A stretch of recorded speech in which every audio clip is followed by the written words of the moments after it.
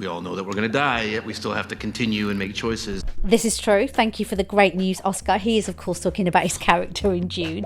Oscar Isaac is having such a big moment this week at the Venice Film Festival. So well deserved as well. 3 movies having their premieres, including Dune. In Dune, he plays the Duke, the head of the noble Atreides family. Father to Paul, played by Timothée Chalamet. And he's married to Lady Jessica, played by the awesome Rebecca Ferguson, who we'll be hearing from soon. Right, I'm Max. This is Flip Your Wig. Make sure you subscribe, turn your notifications on. If you love film, TV, music, creative people killing it in the game, this is the channel for you. We are House Atreides. There is no call we do not answer. There is no faith that we betray. Smile, Gurney. I am smiling. Right. The Duke is given control by the Emperor of perhaps the most important planet in the galaxy, Arrakis, also known as Dune. Under incredible pressure to save his family, save his house, dude is doomed. Here's Oscar with more. What Duke Leto brings, which is maybe very specific, is in some way he's the most recognizably human. I mean, he has no special powers. He has no. He has nothing that is that none of any of us don't have, other than being the ruler of Caladan. So you know, and the fact that he's knowingly marching towards his demise and knows that, and that's from the book too. I mean, from the second people start talking about him, they're saying, you know, he's not going to make it, and yet there's still this tension about what he's going to do and if he's going to continue, and you know, not to get too highfalutin about it, but it's very similar to, we all know that we're going to die, yet we still have to continue and make choices, and so I think as far as a figure for his son, trying to bring some sense of humanity and nobility not in the blue blood kind of way, but nobility in terms of seeking a higher level of consciousness and a higher way of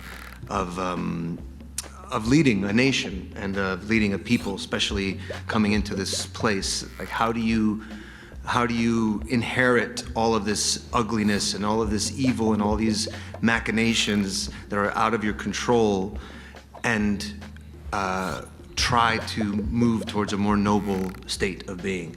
I think that's the big thing that he's trying to give to this son that has been prophesied to be some messiah or something. But as far as he's concerned, as long as you can hold on to that humanity and the higher idea of humanity, you'll be okay.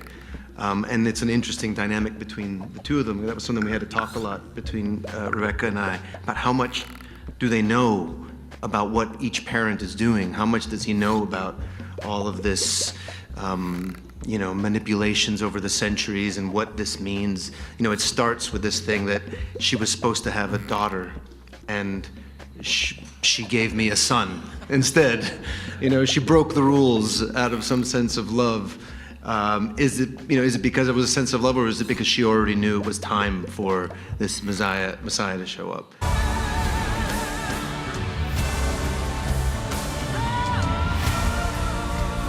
Un giorno nascerà la leggenda. If we need someone to disrupt the system, Rebecca Ferguson is perfect. She plays Lady Jessica. We see the film through her eyes a lot. She's strong and is determined to push her son Paul into emotional, spiritual and physical extremities for the bigger picture, of course. She's not just a mean mum.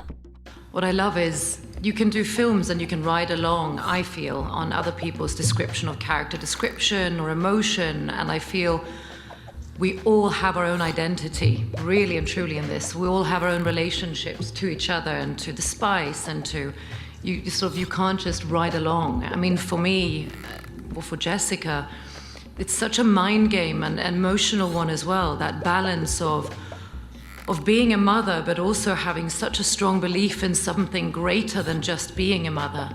And one isn't better or doesn't sort of outsmart the other, but you know, she comes from this sisterhood, the Bene Gesserit, who are there to manipulate the outcome of the universe, basically. And then conflicted with this passion and love for her belief. And also, I believe, we spoke a lot about true love, what happens when you fall in love.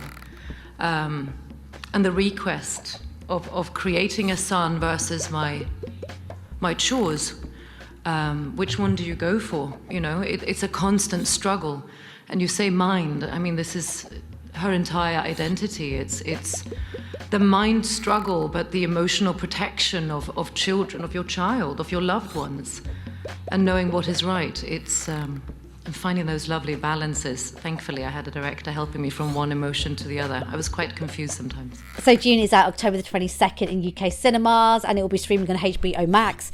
Guys, check out all the other interviews with the rest of the cast, and I will be back soon with more. Take care.